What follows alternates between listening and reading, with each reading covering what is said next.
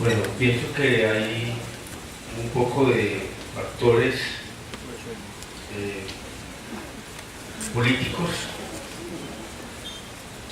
también estéticos en la película de hoy. Voy a utilizar un término bastante Foucaultiano en relación a la película de hoy. Lo que hace Bergman en esta película es crear lo que Michel Foucault denomina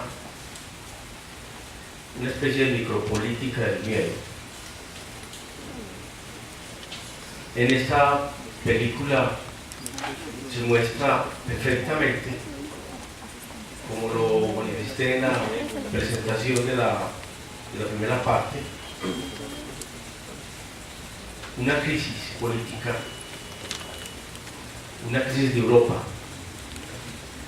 que da el surgimiento a lo que sería después la persecución que se hicieron con los judíos. Pero para empezar a crear esa sensación, obviamente se empezó a crear una política del miedo al otro, del miedo al extraño. Esas son políticas o estrategias políticas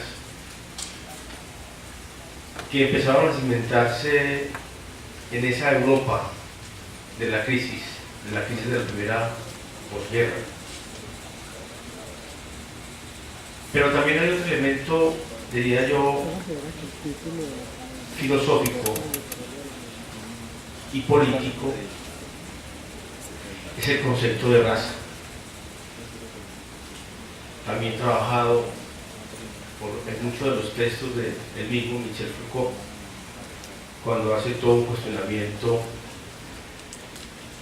o cuando se hace la pregunta realmente qué fue lo que se construyó en el siglo XIX, en esa modernidad política de la democracia, y es uno de los escenarios enunciados de la política, o fue un poder o fue un saber. Entonces, lo que empieza a constituirse en estos primeros 20 años en Europa no fue propiamente una construcción de democracias, porque bien sabemos que con la Primera Guerra Mundial ese declive, ese elemento de la modernidad, ese entusiasmo de la modernidad termina o sufre pues un declive fuerte con la Primera Guerra Mundial, y lo que se establece propiamente es un sistema de poder. Estos diagnósticos que vemos hoy en la película de Bergman, que como también lo manifesté en la presentación, es una película sui generis porque Bergman se centra mucho en los personajes, en sus anteriores películas, pero aquí vemos una postura obviamente política en relación a su condición de europeo y a su condición también de asumir una posición frente a lo que hoy todavía se preguntan los europeos: ¿qué pasó con la Segunda Guerra Mundial? Todavía el hecho de que aparezcan películas como por ejemplo La Ladrona de Libros, por ejemplo, la más reciente, o la película polaca Ida, que hace mención a los desaparecidos que se hicieron después de la invasión que hizo Alemania a Polonia. Todavía se hacen preguntas realmente qué fue lo que se constituyó. Entonces mire que ahí hay una reflexión que ha insistido mucho Michel Foucault y Bauman también, el concepto de la raza, el sociólogo polaco Bauman, sobre realmente qué fue lo que se constituyó ahí. Primero que todo, una estructura del miedo. El poder busca crear el miedo para poder dominar. y es el miedo del otro, del extraño, del indio, del negro, del judío, del gitano, de la mujer. Hay que controlarlo, exterminarlo y vigilarlo. Esta película llama mucho la atención es porque ya ustedes se dieron cuenta al final que realmente lo que estaba pasando era que este personaje judío estaba vigilado hace mucho rato, o sea, le habían montado un escenario para vigilarlo y para experimentarlo. Hay un concepto que trabaja igualmente Michel Foucault, que es la biopolítica. La biopolítica, hoy, tan de moda. Si bien el fascismo o los alemanes perdieron la guerra, las dos guerras mundiales, que para algunos analistas políticos es la misma guerra, es una continuidad de 30 años de guerra, pero se mantuvo la ideología, con los experimentos, con el extraño. Y eso continúa. ¿Recuerdan la película El jardinero fiel, por ejemplo? Y este tema del exterminio, del experimento, del miedo al otro, no fue nuevo en el contexto inclusive cinematográfico. Dos películas hermosas de principios de siglo, en este mismo contexto en que Bergman cuenta la historia de la película de hoy. Metrópolis de Fritz Lang, una película de los años 20, El gabinete del Dr. Caligan, ambas películas expresionistas del cine alemán, ya estaban advirtiendo sobre los experimentos con los seres humanos, con lo que hoy se denomina el estudio de la bioética, ¿no? Entonces, vemos que lo que diagnostica aquí Bergman en una condición más política y menos filosófica, como nos acostumbró durante mucho tiempo con sus películas, antes de estas y después de esta película, es un diagnóstico a un sistema de poder que aún no ha determinado, lo que llama la biopolítica. Sabe muy bien que, por ejemplo, la película Jardinero Fiel es una denuncia que hace el director bajo un texto literario, un texto periodístico, no recuerdo quién es el escritor. Pero Fernando Millares en esa película Jardinero Fiel muestra cómo las multinacionales de las farmacéuticas hacían experimentos con comunidades en África, y que mucho antes, en El Salvador, mucho antes que esto, eso ocurrió en los años 60, en El Salvador y en América Latina se ven haciendo experimentos. Yo voy a traer un poco de elementos que encontramos allí en la película de hoy. Una construcción de la biopolítica, concepto de raza, concepto del miedo al otro, el miedo como una forma de control político. Y hay otro concepto que me parece muy interesante y muy contemporáneo hoy también desde el punto de vista de la política, y es lo panóptico, el concepto del panopticismo, que es un concepto que trabaja el mismo Michel Foucault en Vigilar y Castigar bajo la estructura analítica de Jeremy Bentham, un arquitecto moderno. Miren cómo esos elementos intentan alimentar una construcción, podemos decirlo así, una política fascista. El mismo Chaplin en tiempos modernos, la primera imagen de una de las primeras escenas, imágenes de Chaplin es el panopticismo, aquel que controla a la normal. En esa relación que construyó la racionalidad precisamente del siglo XIX, bajo el concepto de razón, de que hay una normal y hay un normal. Por lo tanto, o se somete a la normal, como lo vimos en la película de hoy, o como lo podemos también percibir en las tres películas clásicas que mencioné ahora, Metrópolis, Tiempos Modernos, o lo eliminamos. Entonces, creo que ahí encontramos un eje de lectura de la película de hoy bastante interesante. Inclusive, diría yo, no solamente interesante, sino de una contemporaneidad, porque eso está pasando hoy con las multinacionales. Aún siguen experimentando con comunidades que no hacen parte de la misma nacionalidad, del mismo orden de la globalización, como son los indígenas.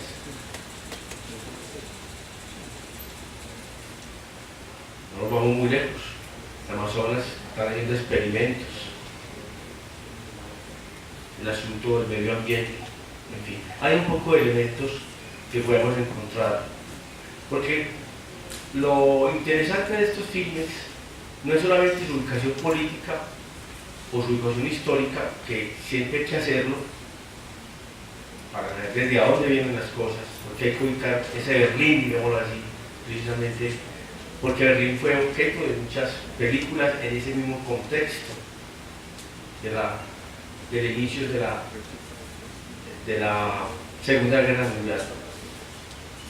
Hay otro gran director que hizo una serie de televisión en el mismo contexto de Berlín, basado en un texto también literario, Fassbinder, alemán, Berlín, Alexanderplatz, una serie de televisión que creo que se consigue, de 12 capítulos, donde muestra exactamente lo que trata de demostrar en una narración de 2 horas, de lo que es el surgimiento de una nueva etapa del fascismo a través de la crisis de la razón en 1920. Eso me parece que es un escenario importante para que uno encuentra en la película de hoy. Además que vamos a encontrar otros. En particular encuentro otro escenario muy importante. Bergman siempre se caracterizó, y eso que he estado un poco indagando en mi trabajo doctoral sobre este director, es el concepto del rostro. Y es una característica propia en toda su obra, inclusive desde sus primeras películas. En las primeras escenas, en casi todas, o en las primeras escenas, y luego me parece, ustedes se dieron cuenta, que hay un primer plano, que es el rostro, en el cual él se queda unos segundos, mirando, pues, enfocando en la cámara del primer plano del rostro. Y obviamente el rostro tiene un significado político. La rostridad, como dice Deleuze, todo un significado político. Entonces me parece que también ahí podemos encontrar, de alguna manera, una estética política a través de una estética del plano, del primer plano, en la obra de Bergman. Bergman, siendo esta película distinta a las anteriores, y es que las anteriores no quiere decir de que no se haya deslindado de lo político, claro, hay algo político también en la obra de Bergman en todas sus obras. Sus silencios a veces de segundos tienen todo un significado, entonces él no tampoco se divorcia de su estética permanente en la obra, toda su filmografía, el concepto de rostro. Me voy a atrever a leer algo que él escribe sobre esta película a propósito del rostro.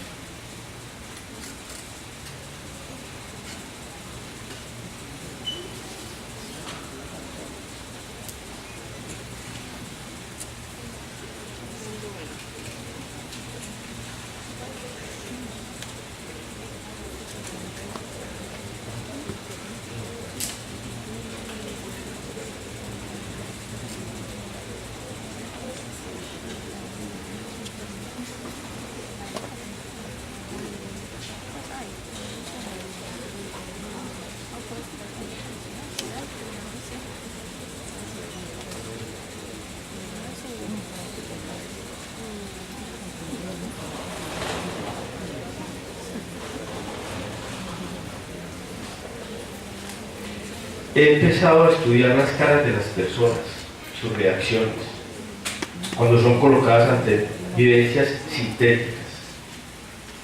Empieza bastante inocentemente.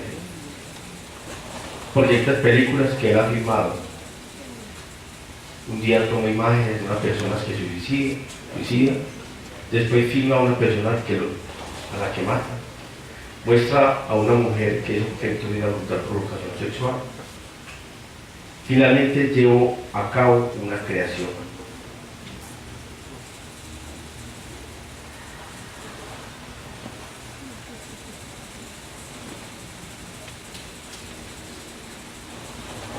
Empieza a acomodarse en el pequeño espacio que le he puesto a su disposición. Empiezan a vivir juntos y quizá amarse. A notar esto con un odio y celo, y empieza a mezclarse en sus actividades y manipularlas y crear sospechas y agresiones entre ellos. Los ha quebrado poco a poco hasta finalmente se aniquilan mutuamente.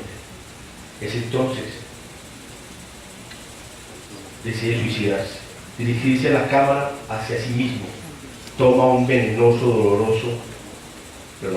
dirigirse a la cámara a sí mismo, toma un veneno doloroso y va notando su paulatina declinación. Pienso que esta película, como lo manifesté, ahora tiene una riqueza no solamente política y contemporánea, sino también toda una riqueza estética. Finalmente quiero ya terminar para darle la palabra a ustedes, citar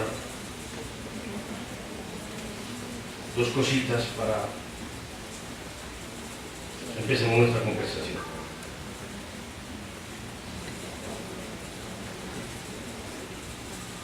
El lacerante sentido de la culpabilidad que tortura el cuerpo y el alma en sus personajes, en el fuego fundamental de la luz y sombras, en sus películas manifiestan lo que sería absurdo negar ese desgarro que se revela en esencia para la mayoría de grandes pensadores y artistas de los países escandinavos, desde que el padre del existencialismo, el danés Søren Kierkegaard, hasta su compatriota Carl Dreyer o el pintor noruego Edvard Munch. Decía esto porque, y tomaba esta cita porque precisamente esta película está ubicada en los años 70, 76 más precisamente, y hay una concepción filosófica en la obra de Bergman. La pregunta por el hombre, por la existencia, por las condiciones humanas, en medio de una ideología que aún permanece.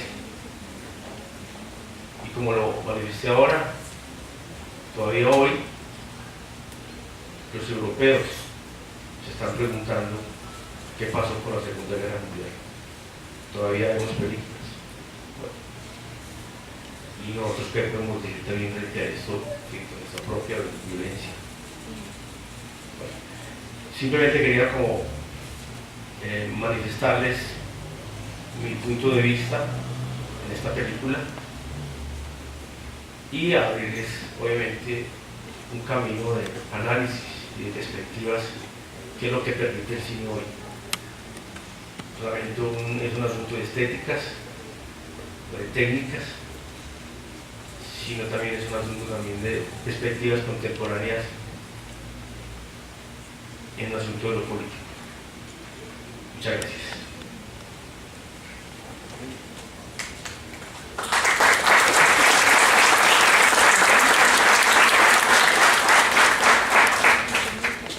¿Alguna pregunta o observación que podamos agregar o que también se nos haya escapado para efectos de la película de hoy?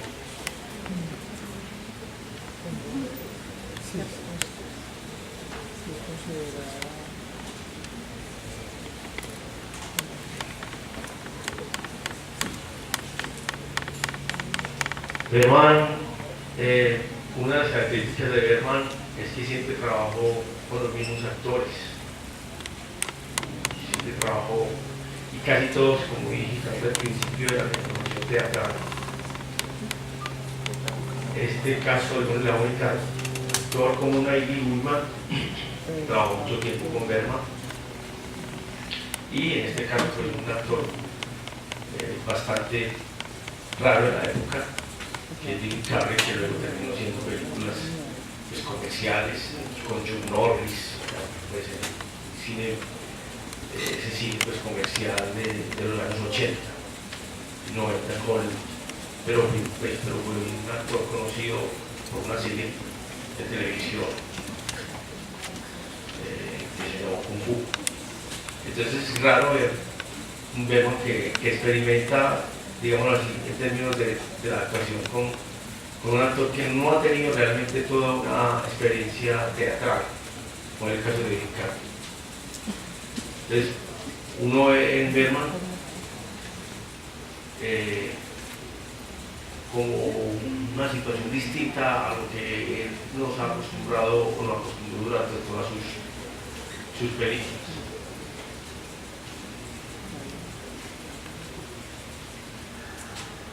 Bueno, no sé si tienen alguna pregunta. Muchas gracias.